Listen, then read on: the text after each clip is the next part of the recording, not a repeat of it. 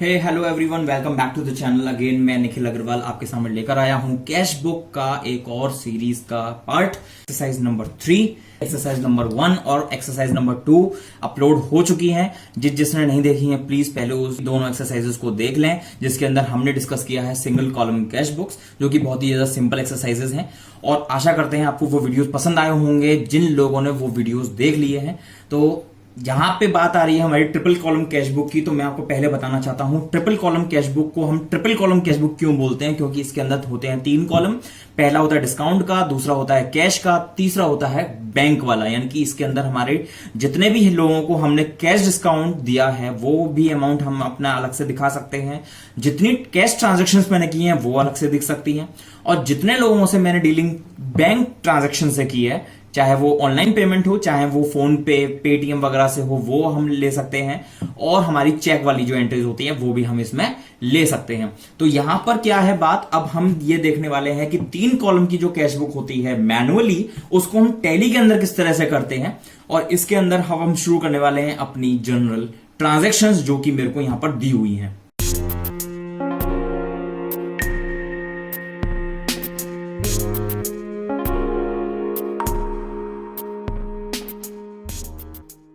आपके सामने जो खुली हुई है ये है हमारी कंपनी क्रिएशन विंडो, जिसके अंदर मैं कंपनी क्रिएट कर रहा हूं एक्सरसाइज नंबर 3।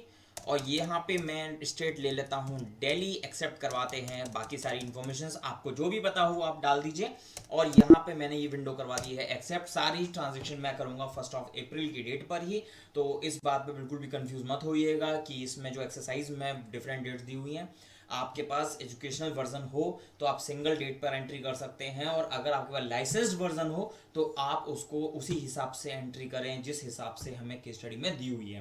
तो स्किप करते हैं इस वाली विंडो को, और यहां पर मैं एक काम कर लेता हूं। पहले हमारा जो ये जीएसटी वाला ऑप्शन यस होता है ऑटोमेटिकली, इसको मैं नो करके कंट्रोल ए प्रेस करके इस विंडो को करवा देता हूं एक्सेप्ट।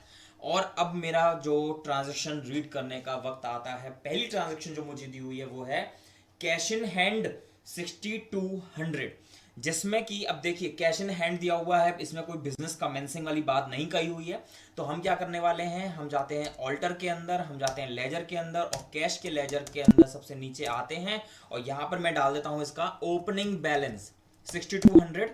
और इसके अलावा जो मुझे दिया हुआ है वो है एक और लेजर, जो है बैंक ओवरड्राफ्ट वाला। तो मैं यहां पर डाल देता हूं बैंक ओवरड्राफ्ट, ठीक है।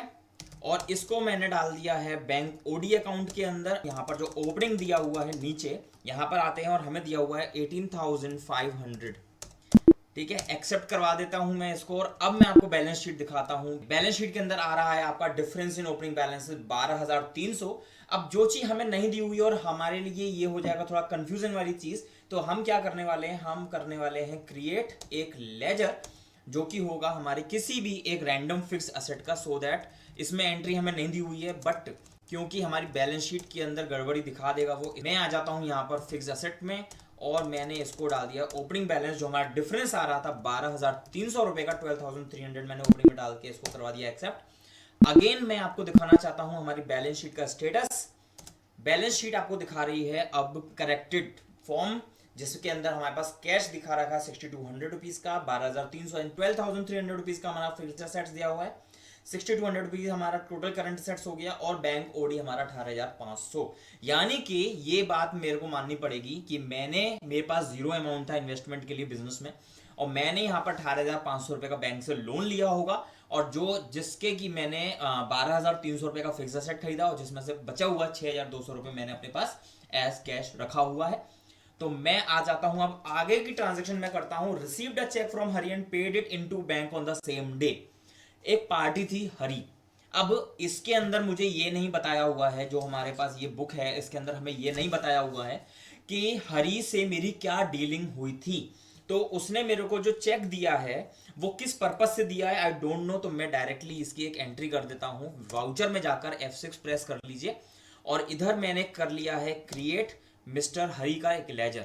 तो मैं आ जाता हूं यहां पर हरी, और मैंने इसको डाल दिया है, ये हमारे ऑब्वियसली डेटर रहे होंगे तो मैं इनको डेटर्स में डाल देता हूँ, या फिर हो सकता है मेरा फ्रेंड हो जिसने मेरे से लोन लिया हो, तो मैं इस तरह से डाल देता हूँ। लेकिन जब तक चीज मेंशन नहीं होती हैं तब तक आप इसको अगेंस्ट रेफरेंस नहीं डालेंगे, ना ही एडवांस डालेंगे, ना ही न्यू रेफरेंस डालेंगे, आप डालेंगे इसको ऑन अकाउंट। और जो अमाउंट आपको दिया हुआ है इसमें वो है 1300 रुपये, 1300 रुपीज, 1300 रुपीज, और ये आपको दे रहे हैं बैंक से अमाउंट। तो बैंक इसमें पता नहीं है कौन सा है, तो मैं बना देता हूँ ऑल्ट सी करके एक बैंक का लेजर भी, जो कि होगा मेरा नॉर्मल बैंक अकाउंट में, और मैंने कर दिया कंट्रोल ए करके इसको एक्सेप्ट। तो बैंक में चला गया है 1300 रुपीज। मेरे को ओपनिंग क्लोजिंग कुछ भी बताया हुआ नहीं है कि क्या बैंक का ओपनिंग है क्लोजिंग है। तो हो सकता था हम ये भी कर सकते, जहां पे हमने 12,300 रुपीज का फिक्स एसेट बनाया, हम उसकी जगह पर बैंक बना सकते थे। अब लेकिन मैंने ऐसा क्यों नहीं किया, वो इसलिए नहीं किया क्योंकि हम बना रहे हैं ट्रिपल कॉलम कैश बुक। जब बैंक के बारे में हमें जो इन्फॉर्मेशन दी हुई नहीं है, हम उसको अपनी तरफ से नहीं डाल सकते, चाहे वो हमारी बैलेंस शीट को कितना भी खराब क्यों ना कर रहा हो।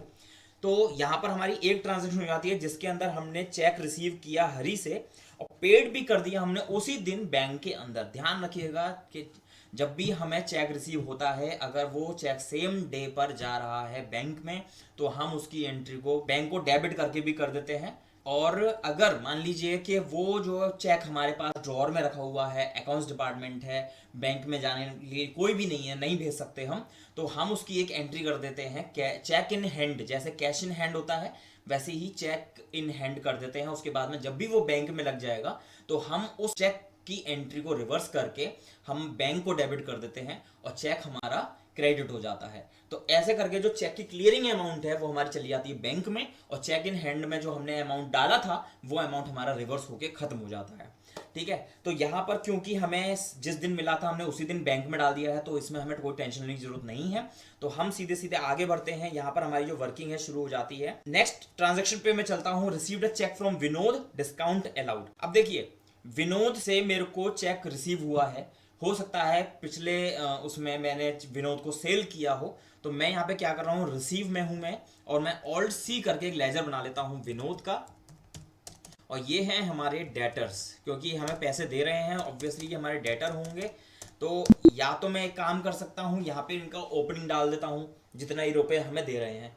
ठीक है, अब क्योंकि हमें कुछ मेंशन नहीं है तो हमें क्या करना पड़ेगा, हमें एक्सेप्ट करानी पड़ेगी एंट्री इजी तरह से। और यहाँ पर हम क्या कर सकते हैं, अब क्योंकि मैंने ओपनिंग में कुछ भी नहीं डाला हुआ है तो मैं यहाँ पर क्या करूंगा, ऑन अकाउंट कर दूंगा। अदरवाइज आपको मैं दूसरा तरीका बता देता हूँ। आप आ जाइए विनोद के लेजर के अंदर ऑल्टर में। ठीक है, विनोद का जो लेजर आपने बनाया, पहले जब हमने बनाया था वहां पे ओपनिंग बैलेंस नहीं दिखा रहा था, क्योंकि वहां पे हमने सेकेंडरी टाइप से खोला था। अब क्योंकि यहाँ पर हमने प्राइमरी वे में खोला है, इसलिए मुझे ओपनिंग बैलेंस दिखा रहा है। कितना अमाउंट विनोद से आना है, 3500 रुपीज। तो मान लीजिए उनके पास ड्यू था 3500 रुपीज, जो कि नहीं आया था पिछले साल, इस साल वो आ रहा है। तो मैंने यहाँ पे क्या किया, एक रैंडम बिल मैं डाल दूंगा यहाँ पर 001, और ये मेरा 3500 रुपए का बिल खड़ा हुआ है। ठीक है, अब भी जब भी मैं वाउचर की एंट्री करूंगा, वाउचर में आप आ जाइए, रिसीट के अंदर जब आप विनोद को लेंगे तो यहाँ पर ये अपने आप कहाँ पे ले रहा है, अगेंस्ट रेफरेंस ले रहा है। और मैंने जो अभी ओपनिंग बैलेंस में रिपोर्ट डाली, बिल नंबर डाला, वो बिल वो यहाँ पर पिक कर लेगा। यानी कि विनोद मेरे को क्या देने आया था, 3500 रुपए देने आया था, और वो मुझे दे कितने का चेक रहा है, क्योंकि डिस्काउंट मैंने उसको बात कर ली है, डिस्काउंट में दूंगा, तो 3300 रुपए मैंने बैंक में लिया है। तो यहाँ पे आप ले लीजिए 3300 रुपए बैंक में, क्योंकि वो जो चेक है वो चेक भी मेरा सेम डे, ऐसा कुछ भी बता नहीं रखा है कि अगले दिन वो जा रहा है या किसी दिन। तो मैं यहाँ पे क्या कर रहा हूँ, सेम डे के हिसाब से मैं यहाँ पे एंट्री कर रहा हूँ। और जो दूसरा डेबिट में करूंगा 200 रुपए जो मेरे पास नहीं आए हैं, ऑल्ट सी करके एक लेजर बना लेंगे आप डिस्काउंट अलाउड का। तो डिस्काउंट अलाउड का जब आप लेजर बना लेंगे, ये आपका क्या है, एक तरीके से पैसे कम आ रहे हैं, आपके एक्सपेंस हो जाएंगे, तो इनडायरेक्ट एक्सपेंसेस में आप डाल देंगे इसको। और यहाँ पे मेरी एंट्री ये पूरी हो जाती है। एक एंट्री आपकी और पूरी हो गई है। नेक्स्ट एंट्री पे चलते हैं। Purchase goods and paid by cheque, freight paid in cash. Purchase किए हैं गुड्स, क्या किए हैं वो पता नहीं है। ऑब्वियसली हमने जब चेक दे दिया है तो हमने जो परचेजिंग की है वो हमने करी होगी चेक देकर। ठीक है, यानी कि हम यहाँ पार्टी का अकाउंट नेम नहीं बनाएंगे और ना ही हमारे पास कोई आइटम है, तो मैं इस मोड में एंट्री नहीं करूंगा, कंट्रोल एच करके एज वाउचर मोड में एंट्री करूंगा। क्रेडिट पे आ जाइए, और क्रेडिट में आपका क्या हो जाएगा, आप क्योंकि यहाँ पे चेक दे रहे हो तो आप बैंक में आ जाइए, ये एंट्री स्किप कर दीजिए, इस वाली विंडो को, इस वाली विंडो को भी। बैंक में जब आप आएंगे तो 20,000 रुपए का जो आपका परचेजेस हुआ है, ठीक है, इस परचेजेस के अगेंस्ट में अब देखिए यहाँ पर इस केस स्टडी के हिसाब से ही मैं चल रहा हूँ। यहाँ पे जो मेरा बैंक है ना वो 15,400 नेगेटिव चला गया है, ठीक है। तो क्योंकि पैसे इतने आए नहीं थे, ना ही मुझे ओपनिंग बैलेंस बता रखा है, तो यहाँ पे 15,400 रुपये जो है वो नेगेटिव चला गया है। तो मैं यहाँ पर क्या करने वाला हूँ, क्रिएट कर लीजिए एक परचेजेस का लेजर, और यहाँ पे मैंने इसको डाल दिया अंडर परचेज ग्रुप, और कंट्रोल ए कर दीजिए। कोई आइटम नहीं है, ठीक है। 20,000 रुपये तो ये हो गए। और जो दूसरी एक और चीज हमें बता रखी है वो है फ्रेट पेड इन कैश। तो ये परचेजेस का पार्ट नहीं होगा, आप इसको करवा दीजिए एक्सेप्ट, और पेमेंट में आके आप एक लेजर बना लीजिए ऑल्ट सी करके फ्रेट इनवर्ड, क्योंकि हम आज परचेज कर रहे हैं, परचेज करते टाइम पर हमारे पास जो आता है वो होता है हमारा फ्रेट इनवर्ड। तो मेरे एक्सपेंसेस ही हो रहे हैं और एक्सपेंस में कर रहा हूँ कैश में। तो फ्रेट मैंने दिया है इनको 250 रुपीज का, और ये एंट्री मैं कर दूंगा कैश से।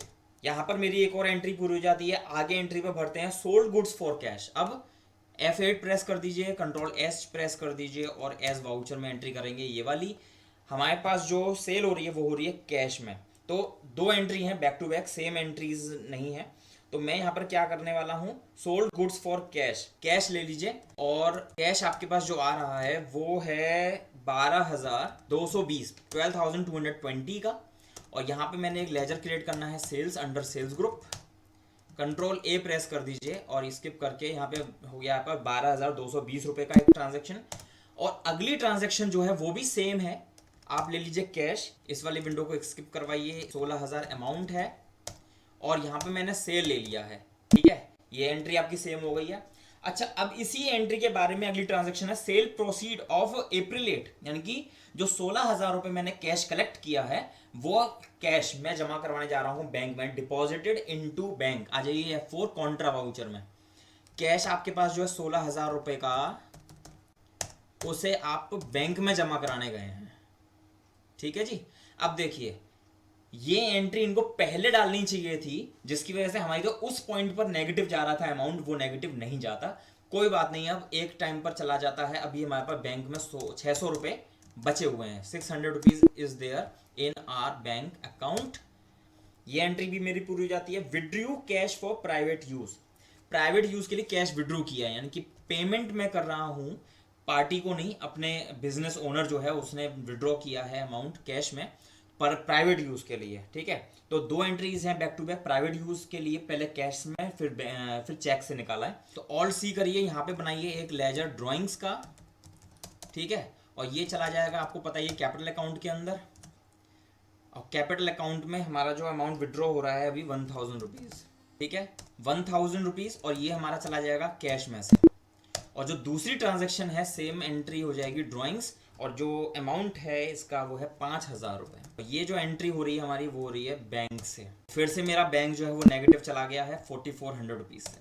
तो अब क्योंकि हम केवल एक ट्रांजैक्शन, एक रैंडम एंट्रीज वाला क्वेश्चन कर रहे हैं, इसलिए ये चीजें जो है एक्सेप्टेबल है, चलती रहेंगी ये, तो इसमें कोई भी दिक्कत वाली चीज नहीं है। तो जैसे भी एक्सेप्ट कर सकते हैं आप, इसको एक्सेप्ट कराएं। हमारी एंट्री हो चुकी है withdrew by cheque for private use, 5,000 रुपए तक की एंट्री हमारी हो चुकी है। प्राइवेट यूज के लिए विड्रॉल्स हो गई हैं कैश से भी, बैंक से भी। उसके बाद में हम अगली ट्रांजैक्शन पे चलते हैं जो कि है goods purchase from Suresh on credit. अब उधार पे सामान हम परचेज कर रहे हैं। आ जाइए F9 के अंदर, कंट्रोल H प्रेस करके एस वाउचर पे आ जाइए, और इधर मैं आ गया हूं परचेज वाउचर पर, जहां पर मैं एक लेजर बना लूंगा क्रेडिटर का, नाम है उनका सुरेश, और ये है हमारे क्रेडिटर्स, और कंट्रोल A से मैंने एक्सेप्ट करा दिया है इसको और इसको भी।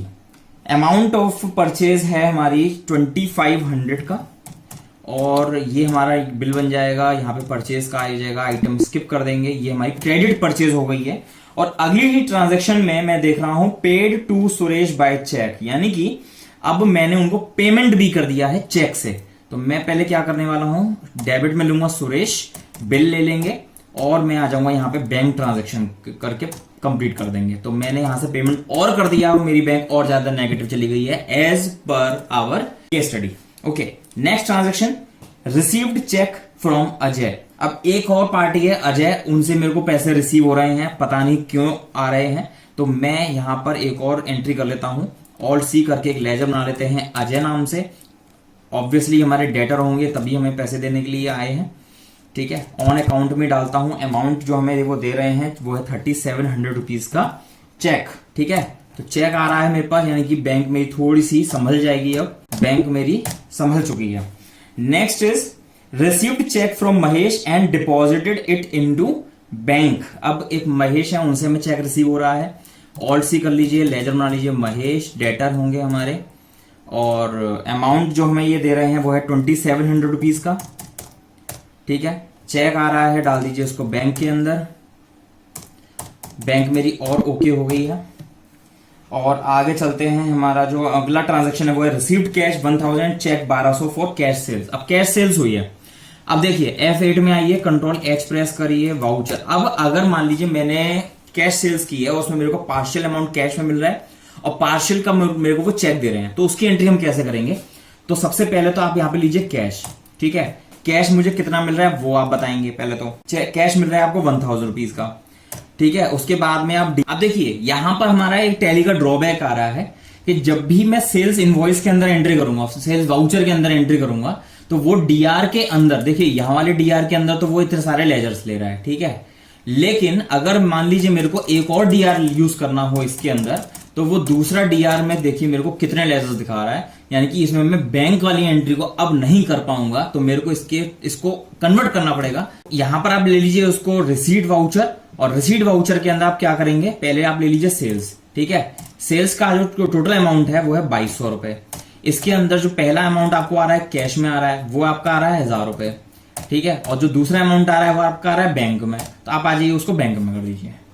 मेन चीज, ये ट्रांजैक्शन जो है आपकी सेल्स वाउचर में एक्सेप्ट नहीं हो पाएगी अगर आपका पार्शियल अमाउंट हो रही है, लेकिन और जेवी के अंदर अगर आपको करना है तो आपको कॉन्फ़िगरेशन चेंज करनी पड़ेगी। तो बेटर है कि आप ऐसी ट्रांजैक्शंस को रिसीट के अंदर कर दें, क्योंकि आपको सेल्स वाउचर ही देखना होगा ना, सेल्स की ट्रांजैक्शन। देखिए अब मैं आपको DAL दिखा रहा हूं, सेल्स रजिस्टर दिखाएंगे। सेल्स रजिस्टर के अंदर आपकी देखिए ये रिसीट वाली एंट्री भी दिखा रहा है, क्योंकि मैंने इसके अंदर सेल्स वाला लेजर चूज किया हुआ है, तो मेरे को यहां पर वो टोटल सेल्स दिखा देगा। तो इसमें कोई आपकी प्रॉब्लम वाली चीज नहीं है। आप आगे बढ़िए नेक्स्ट ट्रांजैक्शन की तरफ, वो है पेड इनटू बैंक, यानी कि 10,000 रुपए मैंने बैंक में अब जमा करवाए हैं। तो मैं आ जाता हूं कॉन्ट्रा के अंदर, और यहां पर मैंने कैश जमा करवाया है 10,000 रुपए बैंक में, तो मेरा बैंक अकाउंट अब बढ़ गया है और मैंने इसको करवा दिया है एक्सेप्ट करवा के नेक्स्ट ट्रांजैक्शन में जाते हैं। Received a cheque from payment, send it to bank immediately, discount allowed 150। 4300 रुपए प्रेम से मिलने थे, लेकिन मिले हैं 4150 रुपए, जिसके अंदर मैंने 150 रुपए का डिस्काउंट दे दिया है। तो आप आ जाइए रिसीट के अंदर, और यहां पर क्रेडिट में आप एक लेजर बना लीजिए प्रेम। ठीक है, और यहां पे ये हमारे पैसे दे रहे हैं, इसलिए हम डेटर्स में बना देते हैं इनको, ऑन अकाउंट कर दीजिए। अमाउंट हमारे पास जो आना है इनसे वो है 4300 रुपए। तो उससे पहले मैं आपको एक चीज बता देता हूं, जो प्रेम का हमने लेजर बनाया था उसको आप पहले ऑल्टर कर लें। यहां पर जो उनके पास है ड्यू अमाउंट थी उनके पास से 4300 रुपए, तो वो मैं एक बिल बनाकर डाल देता हूं P-001, जिससे कि हमें पैसे लेने में आसानी हो जाएगी। ठीक है, ये एंट्री हो गई। तो अब हमारा जो प्रेम है इनका लेजर स्टैंड हो गया है 4300 रुपए से, और बिल है इनका P-001, और ये अमाउंट अब जो ये हमें दे रहे हैं वो दे रहे हैं चेक अमाउंट जो होगा हमारा वो होगा 4150 रुपए का। ठीक है, और यहां पे मैं आ जाऊंगा डिस्काउंट अलाउड दे दूंगा इनको, तो और इसको करा देता हूं एक्सेप्ट। जो अगली ट्रांजैक्शन में हम बता रहे हैं बैंक में जो हमने चेक लगाया प्रेम का वो हो गया डिसऑनर, और बैंक ने 20 रुपए चार्जेस भी लगाए हैं। तो मैं यहाँ पे क्या करने वाला हूं, आप आ जाइए जेवी के अंदर, यहाँ पे ले लीजिए प्रेम।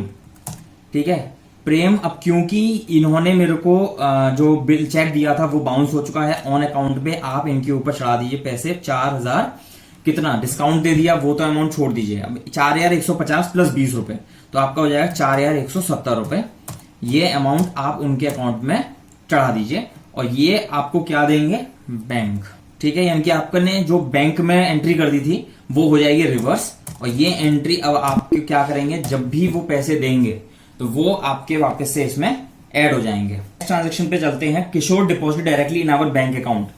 अब एक किशोर हैं जिन्होंने हमारे बैंक अकाउंट में जमा करवाया है 3000 रुपए को, चेक वगैरह नहीं है, लेकिन एंट्री हम उसी तरीके से करेंगे। रिसीव कर लीजिए और पार्टी बना दीजिए, ऑल्ट सी करके किशोर डेटर्स। ठीक है, और यहाँ पर मैं ले लेता हूं पहले, अब लेजर तो हमारा क्रिएट हो चुका है, पहले इसको यहाँ पे आके ऑल्टर कर लेते हैं, ऑल्टर लेजर किशोर, और यहाँ पे मैं इनका ओपनिंग बैलेंस डाल लेता हूँ, जितने रुपए ये हमको देने आए हैं 3000 रुपीज ये हमारे अकाउंट में जमा करवाएंगे, तो उसको मैंने एक डाल दिया है बिल बनाकर, ठीक है। और अब आप आ जाइए वाउचर के अंदर और रिसीट के अंदर आ जाइए, यहाँ पर आप ले लीजिए किशोर, और अमाउंट जो आपका आ रहा है अगेंस्ट रेफरेंस 3000 रुपए डायरेक्टली इन्होंने हमारे बैंक में जमा करवा दिया है, तो हमें और कुछ भी नहीं करना है इसमें, डायरेक्टली बैंक लीजिए और एक्सेप्ट करवा दीजिए ट्रांजेक्शन को। नेक्स्ट ट्रांजेक्शन, बैंक ने चार्ज किए हैं 60 रुपए बैंक चार्जेस और इंटरेस्ट ऑन ओवरड्राफ्ट, ठीक है। चलिए, तो अब पेमेंट की बारी आ गई है, डेबिट में आ जाइए, ऑल्ट सी करिए, आ जाइए बैंक चार्जेस। बैंक चार्जेस का लेजर हमारा ऑलरेडी बना हुआ है, ऑल्ट सी करके हमने जो लेजर बनाना है इंटरेस्ट ऑन ओवरड्राफ्ट, ठीक है, और ये हमारा हो जाएगा इनडायरेक्ट एक्सपेंसेस, कंट्रोल ए कर लीजिए। इंटरेस्ट ऑन ओवरड्राफ्ट ये हमारा आ रहा है 720 रुपए, ठीक है, और डीआर करके है यहाँ पे हम कर रहे हैं बैंक चार्जेस, ये हमारे आ गए हैं 60 रुपए, ठीक है। और इसी के साथ ये हमारी हो गई है बैंक की एंट्री के साथ में, ये लास्ट ट्रांजेक्शन हमारी हो चुकी है। और इसके बाद अब हम आपको दिखाएंगे नेट इफेक्ट जो हमारा हर जगह पे आ रहा है। तो मैं यहाँ पर आ रहा हूँ DAL के अंदर, पहले मैं देखता हूँ कैश का बैलेंस कितना दिखा रहा है। कैश का बैलेंस दिखा रहा है हमारा 8170, जो कि बिल्कुल हमारा मैच हो रहा है हमारी ट्रांजेक्शन से। नेक्स्ट आते हैं हम डिस्काउंट अलाउड पे, जो कि हमारा 350 रुपए, डिस्काउंट अलाउड भी हमारा बिल्कुल सही है, 350 रुपए हमारा टोटल डिस्काउंट है। उसके बाद में अब हम आते हैं बैंक के अंदर, तो ध्यान रखिएगा बैंक जो हमारा आ रहा है वो आ रहा है 12,920 रुपए, और इसमें हमें जो दिखा रखा है ना वो नेट करके दिखा रखा है, यानी कि जो हमें बैंक ओवरड्राफ्ट दिया हुआ है उस बैंक ओवरड्राफ्ट को मैंने क्या किया हुआ है इसी के अंदर लिया हुआ है, यानी कि मैनुअल जो हमारी ट्रांजेक्शन हैं इसके अंदर ही इन्होंने इसको लिया हुआ है। लेकिन हमने क्या किया, क्योंकि टैली में प्रोफेशनल वर्ल्ड में हम क्या करते हैं, दोनों के सेपरेट लेजर्स हम बनाएंगे, बैंक ओवरड्राफ्ट का अलग बनाएंगे और बैंक का अलग बनाएंगे, ठीक है। तो अब हम देखते हैं कि हमारा बैंक का जो डेबिट बैलेंस है 12,920 और जो हमारा बैंक ओवरड्राफ्ट है वो है 18,500, तो नेट अमाउंट जो हमारा पहुंचेगा वो क्या पहुंचेगा, 12,920 भी हमारा यहां पर मैच हो रहा है। और हमारी यहां पर फिनिश हो जाती है exercise number 3 triple column cash book की। होप कि आपको ये वीडियो में जितनी भी ट्रांजेक्शन मैंने की है वो सारी ट्रांजेक्शन एकदम परफेक्टली समझ में आई होंगी। अगर कोई भी एंट्री ऐसी है जो आपको समझ में नहीं आई है, डाउट है, तो प्लीज हमको कमेंट सेक्शन में जरूर कमेंट करके बताएं। और अगर आपको ये वीडियो अच्छा लगा है तो प्लीज लाइक बटन जरूर दबा दें, जिससे कि हमें मोटिवेशन मिलती है और हमें पता चलता है कि हाँ हमारे जो वीडियो के व्यूअर्स बढ़ रहे हैं तो हमारे वो लाइक्स भी उस हिसाब से बढ़ रहे हैं, यानी कि वो वीडियो लाइक की जा रही है।